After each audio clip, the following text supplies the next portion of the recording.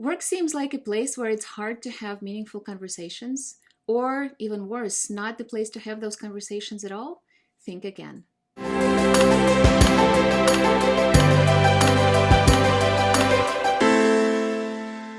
Hello, I am Dr. OLGATARA, helping you engage the hearts and minds of your coworkers. For collaboration advice, insights on organizational culture, and business partnerships, subscribe to my channel and hit the bell to get notified every time I post a new video every week. Working virtually whenever possible is becoming the new normal. And we need meaningful conversations, we need connection more than ever. Not only because we as human beings need connection, which is true, which is one of our most basic, most important, most deep needs, we also need connections with each other to be productive. And it is also needed and required for work, for us to be productive with each other, for us to be effective with each other, and to move the outcomes forward. So meaningful, deep conversations at work are not only important for our productivity, but also important for our wellness, our well-being in life and at work. Over the years of working in a Fortune 100 company as a consultant, as well as externally as a consultant and coach, I've had the privilege of helping dozens of organizations in different industries improve collaboration on their teams, both functionally and cross-functionally, and do so across time zones and continents. And I have written a guide about how to make virtual collaboration successful. From this guide, you can learn how to be a successful leader in a virtual environment, how to improve the quality of your interaction, how to improve your coordination, and so much more. I will give you the details of how you can get it in a minute. But first, let's dive into the conversations, meaningful conversations with people that you work with on a daily basis, like your peers or your manager, and people that you don't work on a daily basis. And look at those conversations as individual and as a team conversation. Let's dive in. Part 1, the network of coworkers. At work, you interact with different kinds of coworkers. And I don't mean introverts and extroverts and other kinds of, character traits and personality traits. I mean roles. Whether your company is very hierarchical or not, we have roles to perform and we depend on each other in different ways, and we have more or less work in common. From that perspective, we have several groups of coworkers. An immediate boss or leader, peer who you have work with in common on a regular basis, peers in the company that you occasionally work together on cross-functional projects or teams, peers that you network with sometimes, other leaders in the company who are more senior than you. You can also have people reporting to you and internal clients. So that's a fairly complex network. So let's untangle this complexity a little bit and clarify what is it that we're dealing with. Meaningful conversations at work are personal conversations in the business context with people who are not strangers to you, but those who actually see on a regular basis until you or they leave the company. Those are also the people that you have no choice in working with or not working with very often, unless you are a boss and those are your direct reports that you can have a say in hiring them or not hiring them. But with your bosses and your peers, you really don't have that choice, again, until and unless you or they leave the company. To make this even more complex, these people have a say through various evaluations. They have a say about your leadership and your performance through their feedback. To me, this intensity means that those are meaningful relationships. So let's help you have meaningful conversations with them so that you can develop and sustain those relationships. After all, if you're working 9 to 5, you're probably seeing more of your coworkers than you see your friends and family. But before we are going to dive into my general approach and talking about each group of coworkers individually, let's level set on something. I hope that you're looking to learn this information for the right reasons, because you want to develop and sustain better professional relationships with your coworkers, because you want to be more productive at work, because you want to develop a vibrant network of coworkers, because you want to learn and grow together. If you are looking for manipulations of any kind, and that's what you're looking for in this video, you can stop watching now. General principles of having meaningful conversations at work. Meaningful conversations include talking about hopes and dreams, about regrets and fears, about stories, about proud moments, about things that we really mean, that we really think about, that we are worried about, that we like, that make us elated. All of those things make a good, meaningful conversation, even at work. It includes talking about feelings and thoughts. And feelings is a universal language that really helps us connect and understand the other person. Feelings resonate with us. They really help us relate to the other person. So avoiding feelings, even at work, really means avoiding your humanity. And I would say that now more than ever, the workplace needs to be more human. Meaningful conversations are vulnerable by definition, and they're meant for connection. They're not a place to be right. They are not the place to look great. They're not the place to interrogate the other person or convince them that you're right or they should, or persuade them in some way. Come to the conversation to learn, not to teach, preach, or be validated. Assume differences of experience, of background, of opinions, and come to the conversation to learn about them, to learn about all of that diversity, about what is different about the other person, their opinions, their perspectives, and come to learn something new about yourself as well in that context from that conversation. One of my favorite quotes by Robert Quinn says that what is unique about us is what has the greatest potential for bonding us. Finding what is similar is helpful, but finding what is different is powerful, because it is what is different about us, our backgrounds, our opinions, our perspectives, is what can enrich our world with new data, with new opinions, with new information, with new perspectives, not listening to the opinions that you already know. Stay curious through the conversation, stay empathetic, and stay human. When we avoid conversations that feel uncomfortable or vulnerable, we avoid our own experience and the experience of another person, and we are missing an opportunity to connect. Connection is meaningful. Meaningful conversations create that connection. Do not miss the opportunity to connect with another person by sharing what you think, how you feel, what your opinions are about different things at work. You have all sorts of opinions about things and situations that you are in. You have the power to curate the conversation by focusing and refocusing it on things that are meaningful to you or where you want to take the conversation. You can do this by connecting the dots, by asking questions, and by sharing statements, things like what you imagine, what you're noticing, and what does your work really mean to you? Maybe today it has a different meaning to you. What you think and feel about a specific project or a meeting that you are in. You have lots of opinions about different things at work, about different situations you are in, so I'm sure there's plenty that you could be sharing with your coworkers. By the way, if you're finding this video helpful, please let me know by putting helpful in the comments below, or better yet, by sharing this video with your friends and coworkers that you care about, that you think this video might be helpful to as well. Meaningful conversation with your boss. Your boss is the person that has a lot of power over your satisfaction at work. In Western cultures, it is often because of their leaders that people quit their jobs. So it's important for you to have a good relationship with your manager. It's important for both of you to understand each other, know each other, and what's important to each other. That would be a great foundation for your working together. When you're having meaningful conversations with your boss, you're creating more trust with them. Trust, by definition, is the ability to take the risk on the other person and to confide in them. So trust is built through vulnerability. By the way, I have another video on how to get along with your boss. You may want to check that one out if you wanted to learn more about this topic. I will put the link below in the description to this video. Meaningful conversation with your peers. The coworkers that you share work with on a regular basis also have a great deal of influence over your work experience overall.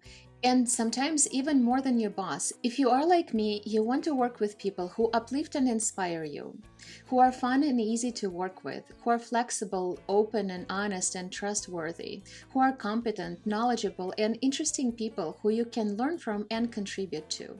To find out that that's the case of your coworkers, you want to get to know them, and for that you want to have real meaningful conversations with them about what matters. To create that trust and connection with your coworkers, you want to get to know them better. You want to get to know what their working styles are, what are their preferences when it comes to work, what are their weaknesses and what are their strengths and how you can help them improve and build on their strengths, leverage their strengths better, and overcome their weaknesses, what support and challenge you can give them, how you can support their learning and growth, what you can do, but also what matters to them. Why do they do what they do? Getting to know people on that level really makes them more human to you, and therefore you're more likely to connect. By the way, I have another video on how to get along with your coworkers. So if you wanted to learn more about all the 9 strategies that I talk about in that video about how to get along with your coworkers, feel free to check it out. I will put the link below this one in the description. And since the context of our current work environment is that it's going more and more virtual or more consistently virtual, I also will put the link below in the description to another video of mine. What are the 6 qualities of successful virtual collaboration? Feel free to check out that one as well. Meaningful conversations with other leaders in the company. You would probably have less consistent interaction with them and therefore less opportunity to build those relationships and to have those meaningful conversations, yet it is still possible. And by the way, it is even more important to have those meaningful conversations because it is by those rare moments that you will be remembered and you will remember them. It is that visibility and those relationship moments that are very helpful if your company culture is big on relationships between coworkers. To create that connection and even appreciation, you can do several things. One, you can connect the dots in a very different way. Your own perspective is probably very different. Your own point of view and perspective and really where you're coming from is probably very different from the point of view that they are coming from and the points of view of those people that they're surrounded on a different way. So your perspective is probably going to be fresh and different, and that's a good thing. Another thing you can do is you can share your observations and your concerns about projects or work or situations that you are in. This will show that you are not only knowledgeable about what's happening, but also are passionate and concerned about it. And people remember that passion and caring that other people bring to the conversation and to the work. This is an emotional moment that stays with us. Another thing you can do is ask questions. You can ask curious questions. You can ask empathetic questions to really get to know them and understand them, where they're coming from and where their point of view is coming from, so that it becomes a dialogue between you, not just you telling them something or dumping something on them. You want to create that dialogue, that meaningful conversation dialogue between you. Meaningful conversations with your direct reports. When it comes to the employees that you lead, your job is twofold. One, as a team, you want to inspire and connect. You want to engage and create cohesion on a team. And we'll talk about this in a second. I'll come back to this in a second. Secondly, your role is to have one-on-one relationships with your team members, one-on-one relationships with each person on the team. And through that, you want to get to know them. You want to know and understand what their life and career aspirations are and how they can achieve that through the work on your team, through the work that your team is doing. You also want to make sure that you become a person to them, that they know the same things about you. To create trust with each team member, you want to make sure that they feel your support and that they can confide in you. You want to share your perspectives and opinions. You want to make sure that they know that it's okay to disagree with you if it's okay to disagree with you, and that you're willing to be wrong if you're willing to be wrong. I highly suggest that you may want to be willing to be wrong at times.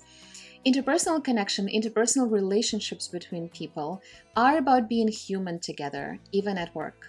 If you are a leader, I have other videos that may be helpful to you. For example, on how to keep the team members engaged or how to unite your team. I will put the links to those videos below in the description to this one. Meaningful conversations with people you work with for the first time.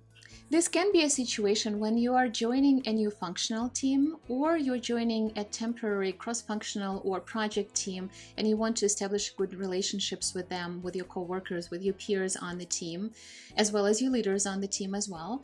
And it can also happen when you're networking within your company. In these situations, you want to be remembered for something that you're both good at and would be helpful in the context of that situation. You want to establish rapport quickly, which means that you don't want to have standard conversations that everybody else has about weather and weekend. I mean, those are great, but you don't have to have only those conversations if you want to be remembered. A famous quote by Maya Angelou says, "People will forget what you said, people will forget what you did, but people will never forget how you made them feel." So let's say you're joining a cross-functional team as a contributing member. You may want to bring your personality in, such as a sense of humor or your perceptiveness, or a specific, very specific, your own unique way of practicing the knowledge of your field. In the networking example, you might want to be known for your achievements or for your vision. Those are just a couple of examples of what this might look like, but it's going to be very, very specific to you based on your experiences, based on your background and your aspirations. I have another video on how to turn networking contacts into business partnerships, which may be helpful for you to dive deeper into this kind of meaningful conversations. I put the link below in the description. Meaningful conversations as a team. Meaningful team conversations start with purpose and outcomes, in other words, the intent of the conversation. Check-in questions help the team connect and really engage in the conversation from the get-go, from the very beginning of the meeting. Check-in questions themselves can be more or less deep, but make sure that everyone answers. That engages the whole team, that invites and involves everyone into the conversation right away, and it works great for working virtually as well. I have put together a list of my favorite 101 check-in questions, and because you're watching this right now, you can use the link below in the description to download it. If you want to create team cohesion, you want to make sure that people are able to create a shared understanding of things, a shared reality, if you will. This means talking about things that matter to the entire group at a given time. For example, what questions do they have about an upcoming change? Or how does the group want to celebrate a holiday? Or how do they feel about a team member retiring? And you want to make sure that you create space for those kinds of conversations regularly. By the way, if you have questions or challenges when it comes to collaboration, virtual or in-person collaboration, or workplace relationships, feel free to let me know in the survey. I put the link below in the description, and I will do my best to make a video to help you. To recap, what is universal about meaningful conversations is that those are personal, human conversations in the business context. Your coworkers, your peers, your leaders, your direct reports, leaders, other leaders in the company, anyone else in the company, your clients, anyone, are people, are humans in the work who have dreams, hopes, failures, sad and happy moments, and everything in between.